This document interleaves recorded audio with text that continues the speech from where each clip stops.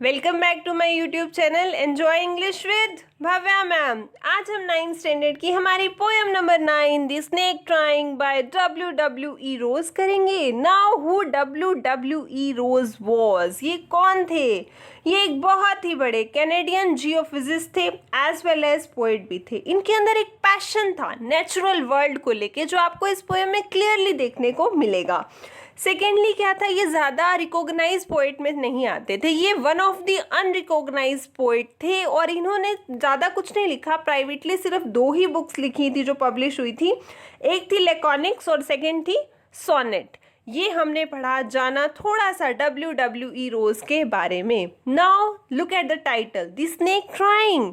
Snake trying से आपको क्या समझ में आ रहा है कि एक स्नेक की बात हो रही है एंड ट्राइंग मीन्स कि वो कुछ ट्राई करने की कोशिश कर रहा है। तो ये जो पोएम है नो डाउट स्नेक्स के बारे में है, ठीक है। स्नेक्स के नाम आते ही आपके माइंड में क्या आता है? डर जाते हैं ना हम। तो स्नेक्स को जनरली कैसे कंसीडर किया जाता है? Scary, frightening. उनको कैसा सिंबल माना जाता है? डेथ का सिंबल माना जाता है। ऑलमोस्ट ऑल ऑफ अस, हम लोग क्या कंसीडर करते हैं कि जो स्नेक्स होते हैं ये बहुत ही ज़्यादा हार्मफुल है और बहुत ही ज़्यादा डेंजरस क्रिएचर है अर्थ के ऊपर। लेकिन हमारे जो पोइट हैं उन्होंने क्या किया, एक अलग ओपिनियन दिया है स्नेक्स को लेके। वो बोलते हैं उनके अकॉर्डिंग स्नेक्स हार्मफुल नहीं होते। वो कहते हैं स्नेक ह्यूमन बींग्स को तब हार्म करते हैं जब उन्हें खुद की लाइफ का खतरा होता है। मतलब जब हम लोग स्नेक्स के पास जाते हैं, उनको हार्म करने की कोशिश करते हैं, only at that moment snake हमारे ऊपर अटैक करता है या बाइट करता है, only in case of self protection. Otherwise जो है ये हार्मलेस क्रिएचर नहीं है। तो हमारी ये जो पोएम है उसमें पोएट ने ये शो किया है कि जो स्नेक है वो खुद ही एक बहुत ही बड़ा विक्टिम है एक ह्यूमन की क्रूएलिटी का। कैसे, वो अब हम इस पोएम में देखते हैं। The snake trying. Now the snake trying clear हो गया आपको टाइटल से। बेसिकली ये क्या है? ये एक प्ली है, एक रिक्वेस्ट है पोएट की ह्यूमन बीइंग से कि वो क्या करे, स्नेक्स को एक बहुत ही काइंड मैनर में ट्रीट करे। देखते हैं। The snake trying to escape the pursuing stick with sudden curvings of thin long body. The snake trying clear हो गया कि snake जो है वो कोशिश कर रहा है। क्या कोशिश कर रहा है? To escape. Escape होता है किसी चीज़ से भागना, बचना। वो बचने की कोशिश कर रहा है किससे? Pursuing stick. Pursuing का मतलब क्या होता है? फॉलो करती हुई, पीछा करती हुई। हम लोग क्या करते हैं? स्नेक को मारने जाते हैं ना, स्टिक से मारते हैं जनरली। तो कहता है कि जब हम ह्यूमन बीइंग्स उस स्टिक को लेके उसको मारने जाते हैं, पीछा करती हुई उस स्टिक से बचने की कोशिश कर रहा है स्नेक। कैसे कर रहा है? With sudden curvings of thin long body. वो क्या करता है? कर्विंग। कर्विंग का मतलब क्या होता है? मुड़ना। वो अपनी बॉडी को क्या करता है? ट्विस्ट करता है। तो स्नेक जो है वो क्या कर रहा है? अपनी पतली लंबी सी बॉडी को ट्विस्ट कर रहा है फटाफट, ताकि वो क्या कर सके? उस फॉलो करती हुई स्टिक से एस्केप कर सके, बच सके। How beautiful and graceful are his shapes, he glides through the water away from the stroke. वो कहता है कि how beautiful and graceful are his shapes, कि जो वो मूवमेंट करता है, शेप यानी जो उसकी मूवमेंट हो रही होती है, ट्विस्टिंग करना एंड ऑल, उस टाइम पर वो कितना ब्यूटीफुल लगता है, कितना ग्रेसफुल लगता है, कितना एलिगेंट लगता है, कितना सुंदर लगता है। He glides through the water away from the stroke. Glides का मतलब क्या होता है? धीरे धीरे मूव करना। थ्रू द वाटर क्लियर हो गया आपको? तो वो क्या कर रहा है? पानी के बीच में धीरे धीरे मूव करता है। Away from the stroke. Stroke का मतलब क्या होता है? कि hitting of the stick, stick से हिट करना। अब वो क्या कर रहा है? उससे बचने के लिए, उस स्टिक के हिट से बचने के लिए वो पानी के अंदर धीरे धीरे स्लोली मूवमेंट करता है, वहाँ सरकता जाता है। आगे देखते हैं। O let him go over the water into the reeds to hide without hurt. O go him into. अब वो क्या कहना चाहता है? यहाँ पर हमारा जो पोएट है वो किससे भर गया है? सिंपैथी से भर गया है। और वो क्या कर रहा है? हमसे अपील कर रहा है, हमसे रिक्वेस्ट कर रहा है कि हमें जो है स्नेक को डिस्टर्ब नहीं करना चाहिए। ओ लेट हिम गो, उसको जाने दो ना। ओवर द वाटर, पानी के ऊपर जाने दो, सरकने दो। कहाँ पर? Into the reeds to hide without hurt. Reeds क्या होती हैं? जो झाड़ियाँ होती हैं, मीन्स आप ये भी कह सकते हो वाटर प्लांट्स के लिए भी यूज़ होता है। तो ये जो रीड्स हैं इसको क्या करो, पानी के ऊपर जाने दो, पानी के अंदर जो रीड हैं, जो झाड़ियां हैं, उनके अंदर जाके छुपने दो। टू हाइड, हाइड यानी छुपना, वहां जाके छुपने दो विदाउट हर्ट, ताकि इसे हर्ट ना हो। हर्ट किससे होता है, उसे स्टिक से होगा ना, तो वो स्टिक से बचने के लिए उसको जाने दो। अगर वो पानी के अंदर जाता है, झाड़ियों में जाता है, छुप रहा है, तो उसको छुपने दो। Small and green, he is harmless even to children. और अगेन वही उसकी जो थिंकिंग है स्नेक को लेके वो बिल्कुल ही अलग है।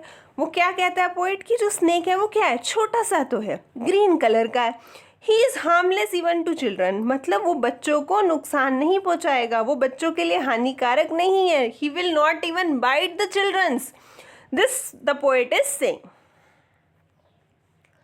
Along the sand he lay until observed and chased away, and now he vanishes in the ripples among the green slim reeds. Along the sand यानी रेत के ऊपर। अब वो क्या करता है, ही ले होता है लेटना, वो क्या करता है रेत के ऊपर आराम से लेटा रहता है, वो किसी को परेशान नहीं करता है जब तक, until ऑब्जर्व, जब तक कोई उसको ऑब्जर्व नहीं करता, एंड चेस्ड अवे यानी कोई उसका पीछा नहीं करता, उसको मारने के लिए नहीं भागता, वो किसी को परेशान नहीं करता। Now he vanishes in the ripples among the green slim reeds. Vanishes का मतलब क्या होता है, डिसअपियर होना। कहाँ पर, रिपल्स में, रिपल्स यानी पानी की लहरों में। तो वो कहता है कि अब वो क्या करता है, डिसअपियर हो जाता है among the green slim reads. Green यानी ग्रीन आपको पता है हरे भरा कलर, एंड स्लिम इज पतला पतला, and reed is use for सरकंडे या फिर झाड़ियाँ। तो वो कहना चाहता है कि अब वो क्या करता है, डिसअपियर हो जाता है हरे भरे ये जो पतले, ये जो सरकंडे हैं, ये जो झाड़ियाँ हैं, इनके बीच में पानी की लहरों में क्या हो जाएगा, वैनिश हो जाता है, डिसअपियर हो जाता है। तो ये हमारी पोएम थी the snake trying, written by W.W.E. Rose. ये जो पोएम थी इससे क्या हमने देखा कि स्नेक्स जो हैं वो डेंजरस नहीं होते, बल्कि जो ह्यूमंस हैं वो डेंजरस है स्नेक्स के लिए, क्योंकि स्नेक्स तभी अटैक करते हैं जब उन्हें किसी पर्सन से खतरा नजर आता है।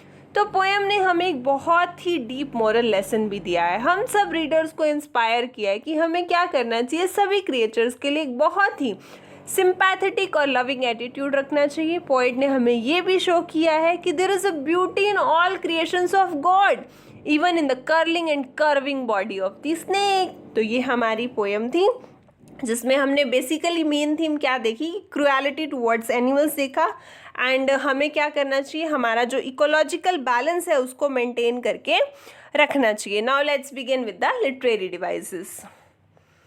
पोएटिक डिवाइसेस में सबसे पहले अगर मैं बात करूं तो इस पोएम में कोई भी राइम स्कीम नहीं थी, ये बिल्कुल ही फ्री वर्ड्स में लिखी गई है। First one is alliteration. Alliteration आपको पता है, repetition of consonant sound, he is harmless, H is repeated here. Second is transferred epithet, ये मैं बार बार बता चुकी हूँ, फिर से बता देती हूँ। ट्रांसफर्ड एपिथेट क्या होता है, नाउन से पहले एडजेक्टिव का लगना, लेकिन एडजेक्टिव क्या करता है, नाउन को क्वालिफाई करता है ना, लेकिन क्या करे वो एडजेक्टिव अपने आगे वाली नाउन को क्वालिफाई ना करके किसी और नाउन को क्वालिफाई करे, दैट इज ट्रांसफर्ड एपिथेट। आप एग्जाम्पल देखो, pursuing stick, stick is noun है एंड परस्यूइंग क्या मतलब है, एडजेक्टिव, ठीक है। अब ये जो एडजेक्टिव है परस्यूइंग यानी फॉलोइंग, अब स्टिक फॉलो करती हुई, आप सोच के देखो, स्टिक के आगे इसने परस्यूइंग लगाया, क्या स्टिक खुद फॉलो करती है, कोई पर्सन होगा जिसके हाथ में स्टिक होगी, तो इसने क्या किया, एडजेक्टिव को सही जगह पर नहीं लगाया, मतलब इस नाउन से रेफरेंस इसका नहीं है स्टिक के साथ, that is transferred epithet. Third one is personification. Personification आप देखो, इसने पूरी पोएम में क्या किया है, इसको पर्सोनिफाई किया एज अ ह्यूमन बीइंग, वो यूज कर रहा है, he glides through the water way, ही देखो उसने स्नेक के लिए ही लगा दिया, ओ लेट हिम गो, जैसे वो किसी पर्सन की बात कर रहा है, that is personification. Thank you very much. Please like, share and subscribe our own YouTube channel. Enjoy English with Bhavya ma'am. Thank you.